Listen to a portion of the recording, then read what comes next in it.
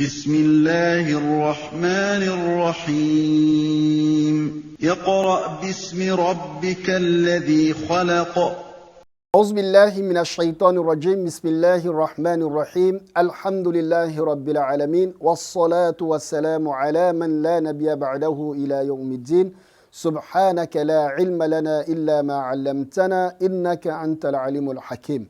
Chers frères, chers sœurs, assalamu alaikum wa rahmatullahi ta'ala wa barakatuh. Aujourd'hui, par la grâce de Dieu, nous allons continuer la formation que nous avons commencée. La fois dernière, nous avons fait une petite introduction pour voir les difficultés que nous allons voir. Et aujourd'hui, par la grâce de Dieu, nous allons commencer l'étude de l'alphabétisation en arabe, mais avec quelques lettres. Mais dans un premier temps, nous allons étudier ces lettres en faisant sortir l'équivalent en français. Tout simplement, c'est pour nous faciliter de comprendre l'arabe. La fois dernière, nous avons dit qu'il y a des grammairiens qui disent que nous avons 28 lettres et tant d'autres disent 29 lettres et je vais vous expliquer ici pourquoi. D'abord, vous allez trouver que dans la majeure partie des livres que vous allez croiser, vous allez voir que la première lettre, ils vont écrire comme ça. Lorsqu'on écrit comme ça, on va trouver le nom des deux. En réalité, c'est la lettre qui est là, la lettre concernée. Et cette lettre-là, nous allons nommer cette lettre, on va l'appeler Hamza. Hamza. C'est son nom, ça.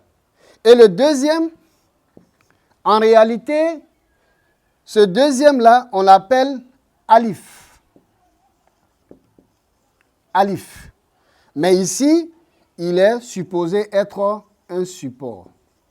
C'est tout. Comme le Hamza n'a pas que le support, ça, vous allez voir ça. Mais seulement ici, il faut comprendre que nous avons déjà deux lettres. La première lettre, c'est Hamza. La deuxième lettre, c'est Alif. Mais ici, lorsqu'on écrit comme ça, le alif ici, il joue le rôle de support, d'où deux lettres. Et ensuite, nous avons cette forme que nous avons dessinée.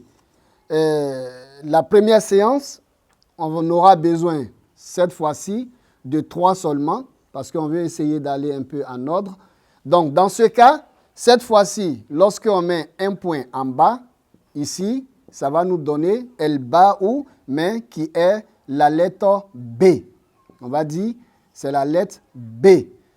Mais en arabe, on va dire Al-Ba'u. Al-Ba'u.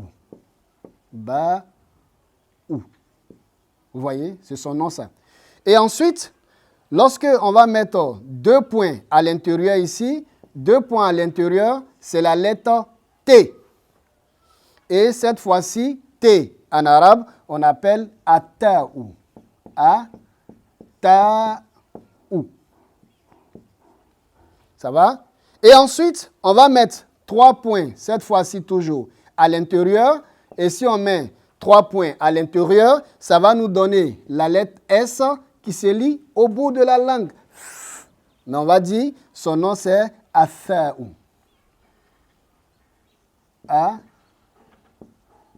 On va faire comme ça pour mettre la langue. Atha'u. Et ensuite, ça fait 1, 2, 3, 4, 5. On va ajouter quelques lettres. Et ensuite, nous avons cette forme-là. Et nous allons avoir 3 lettres, comme ça, de cette forme. Et ces 3 lettres, la première, on va mettre un point en bas. Si on met le point en bas, la lettre elle-même, en français, son équivalent, c'est Ja. Mais en arabe, on appelle Al-Jim. Al-Jim. Jim. Vous voyez? Et ici, où il n'y a pas de point, remarquez très bien. Ici, on a mis un point en bas, la même forme, cette fois-ci, mais on ne met pas de point. Et là, c'est un H, aspiré. Donc ici, on va dire Al-Ha'u. Al-Ha'u.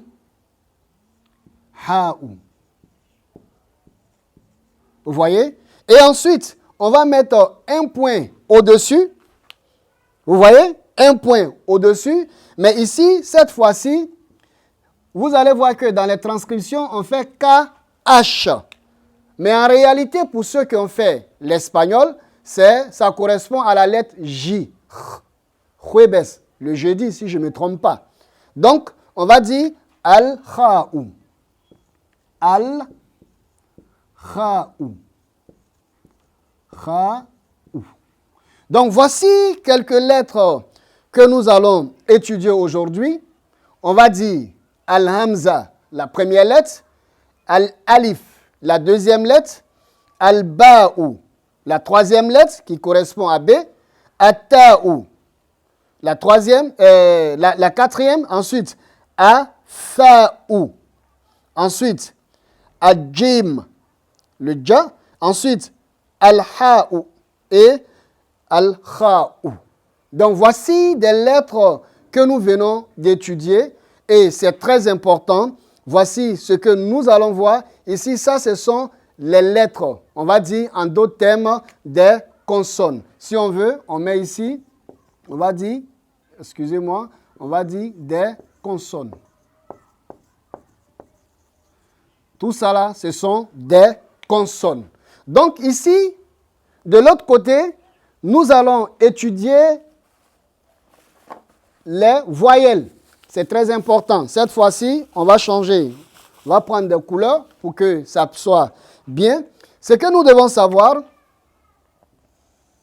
ici, c'est les consonnes.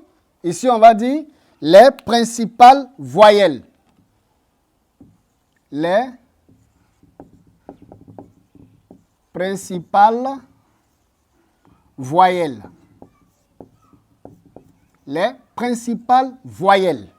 Donc, en arabe, supposons que je fais un trait horizontal. Le trait horizontal, on suppose que c'est une lettre quelconque. Ça peut être al-hamza, ça peut être le alif, ça peut être le B, ça peut être le T.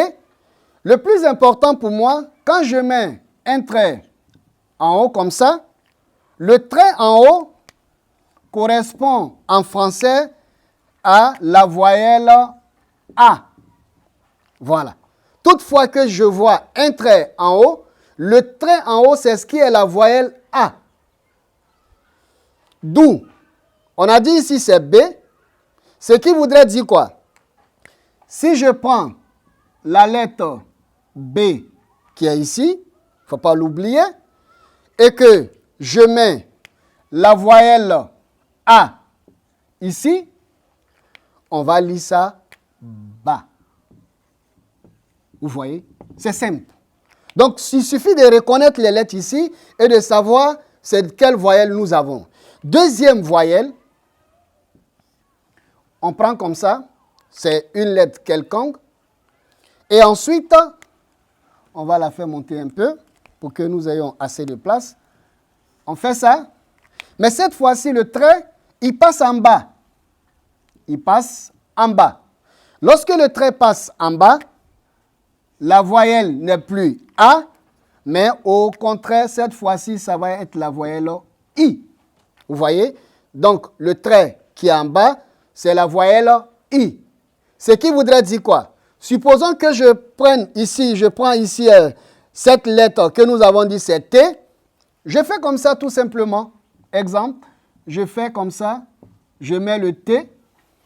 Si je viens pour mettre le trait là en bas ici, on va lire simplement, vous allez lire avec moi, vous allez dire que c'est Ti. C'est simple. Et troisième voyelle, on fait comme ça. Cette fois-ci, c'est une virgule. On met la virgule au-dessus. Et la virgule qui est dessus nous donne quelle voyelle? Cette fois-ci, ça nous donne le son OU. Ça nous donne le son OU. Donc, nous avons la voyelle A, la voyelle I et la voyelle OU. Et ces voyelles-là sont appelées en arabe les principales voyelles. Parce qu'en réalité, nous avons trois principales voyelles Et ces voyelles-là, c'est-à-dire le reste des voyelles, vont découler de ces trois principales voyelles, à savoir voyelles doublées et les voyelles tirées que nous allons voir, Inch'Allah. Donc, supposons que je prenne cette fois-ci cette lettre-là, que nous avons dit que c'est la lettre Dja. Si je prends cette lettre et que cette fois-ci, la virgule que nous avons dit qui est où, je mets ici, vous allez lire avec moi, sans doute, vous allez dire simplement que c'est ça, on va dire Djou. Tout simplement. Donc, c'est pour vous dire qu'il suffit de faire une bonne révision des deux. Vous allez voir que la lecture sera très simple. Pour terminer cette partie de cours d'aujourd'hui, on va vous donner ce qu'on appelle NB. Ça veut dire, il faut remarquer quelque chose. Vous allez voir que beaucoup de personnes, quand vous prenez un livre en arabe et que vous lisez le livre en arabe, vous allez voir que lorsqu'on écrit comme ça, vous allez lire A, mais sans le savoir. Donc aujourd'hui, c'est cette règle que je vais vous donner. On va dire tout simplement en arabe, la lettre Hamza et Alif prennent le son de la voyelle qu'on leur donne. On va écrire, on va dire les lettres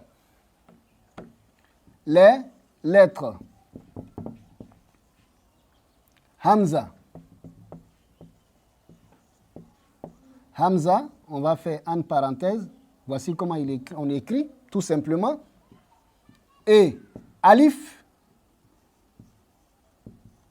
Alif, voilà comment on écrit tout simplement. C'est un trait horizontal.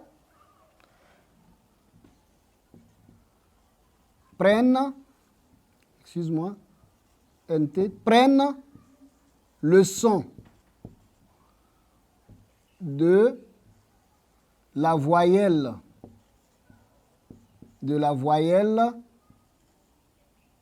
qu'on leur donne.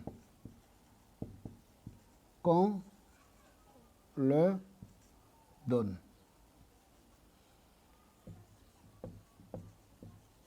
Voilà. Donc, ces deux lettres, de façon particulière, on va dire que c'est des lettres qui n'ont pas de son. Donc, si vous leur donnez, c'est-à-dire par exemple Al-Hamza, si vous donnez la voyelle Alif à Hamza, on va lire A. Parce que tout simplement, Hamza prend le son de cette voyelle-là. Par exemple, si je fais comme ça, par exemple, j'écris le Alif et je mets tout simplement cette voyelle que nous avons dit que c'est OU. On va lire ça simplement OU. On va lire ça OU. Tout simplement. Et si je prends Hamza, cette fois-ci, Hamza, je le mets ici, je mets la voyelle A au-dessus, et on me demande de lire, je vais dire tout simplement A. Également, si je prends toujours Hamza, il peut avoir le support comme ça, comme je vous ai dit, et je mets la voyelle A en haut. Les deux confondus, on va me dire que c'est A. Tout simplement parce que ici, le Alif, il représente ici, comment dirais-je, un support. Et la lettre qui est lue, c'est Hamza. Et Hamza, nous avons dit que Hamza prend le son de la voyelle qu'on lui donne. Donc, chers frères, chères sœurs, voilà un peu ce que nous devrons voir aujourd'hui. Et par la grâce de Dieu, nous allons progresser comme ça, un peu, avec les lettres, afin de terminer les lettres et nous permettre de pouvoir lire en arabe et pourquoi pas lire le Saint-Coran, parce que c'est ce qui est notre objectif. Assalamu alaikum wa rahmatullahi ta'ala wa barakatuhu.